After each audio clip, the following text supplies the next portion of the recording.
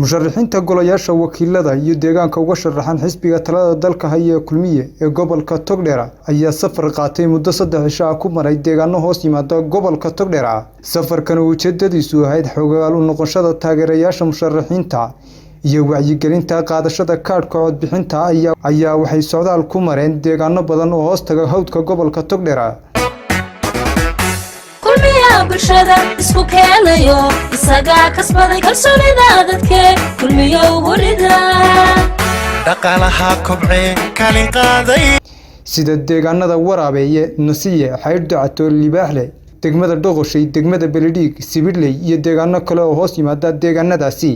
taageerayaasha labada musharax ee ku sugan deegaanadaasi ayaa muujiyay dhoolatus ay ku soo bandhigayaan taageerada mugga iyo miisaanka leh ee u hayaan labadan musharax. qaar ka mid ah odayaasha waxgaradka iyo haweenka ku dhaqan deegaanadaasi ayaa soo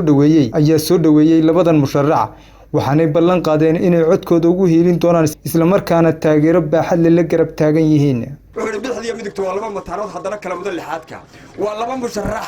oo ka mudan musharaxiinta oo dhan sababta saawlay waxa weeyaan aqoon cilmi aqli iyo ka fikir iyo juhdi badan oo la geliyo baa lagu soo xulay. waxaanu doonaynaa sida imika isugu duubantiin aan codkiina la wada hadii ay ka dhigo labadan nin baanu wadnaa labadan nin waxa weeyaan tala ayaa lagu keenay reerku leeyahay labaduba insha Allah taala waa xul la isla gartay guddi reerka ka koobnaa oo muddo dheer cilcilis arintooda la wada qaatay weeye innagana waxa xilku ina saaran yahay oo inaga saaran yahay musharaxiinteena soo saarkooda xil inaga saaran yahay waxa maanta wax lagu isku soo saaraa ee lagu kacaa ee meel lagu gaadho waa kaarka fartaasa magaalada Libaaxle aad iyo aad baa u mahadsantihiin waanaanu idin soo dhawaynaynaa diyaarna waanu idin ahayn magaaladuna waa tiini diyaar baanu idin noqonaynaa insha Allah bilmillaahi kariim ka runta laga sheego waa labadii xildhibaan ee la isla gartay wuxuu la diyaar yahay oo labada xildhibaan buu codkooda la diyaar yahay oo aan u codaynayna waxa loo baahay qof waliba dareenkiisa runtii inuu kor u qaado anigoo reer Dhoqoshay anagu kala gurayn ay yihiin dad isku mid ah aad iyo aad baan ugu faraxsanahay aad iyo aad baan u soo dhawaynaynaa waxa inoo ballana waqtiga gaaban reer Dhoqoshay idina waa la idin la xisaabtamayaa codka bixisaan baa la idin kula xisaabtamayaa nimanka xildhibaanadana wax qabad iyo wixii raggii hore ay qaribi jireen inaanay qaribin ayaa lagu la xisaabtamayaa codka horeeya codku diyaar ma idin ka yahay waa idin soo dhawaynaynaa gamca furan baa la idinku soo dhawaynayaa sida ay idin sheegeen odayaasha waxgaradka iyo haweenka iyo dhalinyaradu waana la idin soo saarayaa anigoo ku hadlaya afka waftiga waxaanu aad idinkaga mahad celinaynaa soo dhawaynta ballaaran ee aad noo muujiseen waxaa markaa la isla qaatay musharaxiinta halka kan haddii la ka dhigo maraysa waxay ku soo baxeen talay ku soo baxeen waxay ku soo baxeen qorshay ku soo baxeen waxay ku soo baxeen miisaan iyo barnaamij la barnaamiyay oo la yiri haddii la ka dhigo gaadhayo waxay laga rabaa wixii aan ballan qaadnay inaan rumayno yaa bulshada laga rabaa oo la soo saaro oo la halgamo oo la isugu tago horta in la kala gartaba waxan marka hore waxa meesha yaala rag la qulqulaya maaha aba cali dharbaan ha noqoto ama baraaki ha noqoto ama ina jaaqo ay guuleeyo in ilaahay guuleeyo irka badar khayr qaban ay naga siiyay ilaahay weydiisanayna musharaxiinta innagana wax la inaga doonayaa tacabo inaynu gacmaha iyo ilkaaba isugu goyno iyo munaasiba dadweynaha sharafta leh ee reer Beledhiig ee degmada Beledhiig ee sida qiimaha leh isugu soo baxay ee u soo dhaweynay musharaxiintooda aad iyo aad baan iyaga lagu mahad celinaya maxamed jaamac dhimbiil iyo cabdi ibraahim maxamuud diyaar in la idin yahayna waad aragtaan waxay ila tahay markii qiimayn la sameeyay dadkii ugu habboonaa ee lagala maarmi waayay baa tihiin ciidii ugu fiicnayd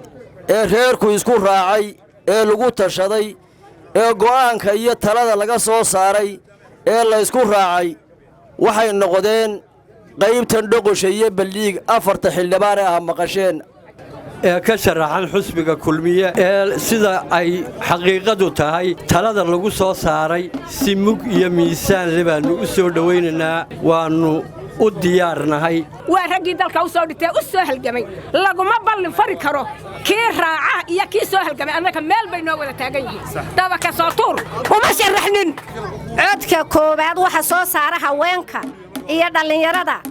iyaguna waxaanu leenahay waaryaadhahen kulmiye waxa weeyaan nabadgelyadu hogaaminaya oo maxay haytay halgankiibuu hogaaminaya oo wanaag badan buu hogaaminaya waxaynu ka tabanayno ugu dambeyntiina labada musharax ee u tartamayay golayaasha wakiilada iyo deegaanka waa maxamed jaamac dhibiil balaaki iyo cabdi ibraahim maxamuud jaaquure ayaa taageerayaasha la hadlay waxaanay ballan qaadeen inay wax ka qaban doonaan baahiyaha tirada badan ee ka jira deegaanadaasi iyagoona ka codsaday in maalinta doorashada ay u codeeyaan labadan musharax xusbiga kulmiye waa xusbi aynu ku soo tacabnay halkan calaamadiisaa taalla axmed siiraaya jeerman ka ahaa nin reer ballikhayra buu ahaa maanta muuse biixiyo isaguna nin reer ballikhayra baa madaxweyne ka ah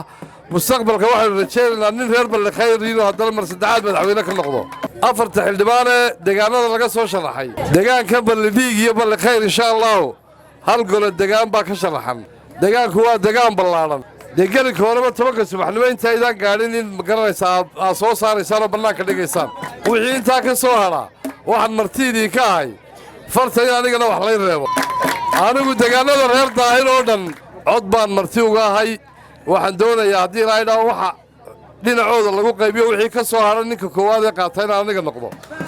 inaad niyadda ku haysaan codka inaadna siinaysiin annugu shaki kama qabno oo waannu garanaynaa taariikhda rasmiya ay leedahay idinku baraarujinayaa horta midnimada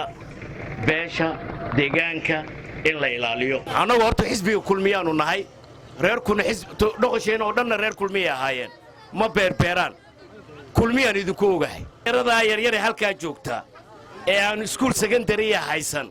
inaan ka shaqeeyo dhoqoshay sida iskuul sekandariya u yeelan lahay waxaan kaloo ka shaqaynayaa dhoqoshay inay yeelato amblas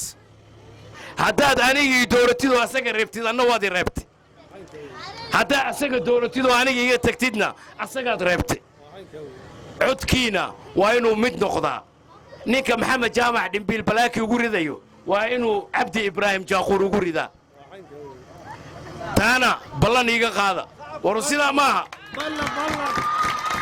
reer balidhiig tacab badan baa ka galay kulmiye tacab badan ayaa naga galay kulmiye kuweena dibadda joogay idinkaba gidigeenba tacab baa naga galay tacabkaa naga galay waa inaynaan ka tegin anigu kolley cod idima weydiisanaye halkan marti cidna uguma ihiye reer balidhiig baan ahay cabdiraxmaan trike telefishka horyaal magaalada burco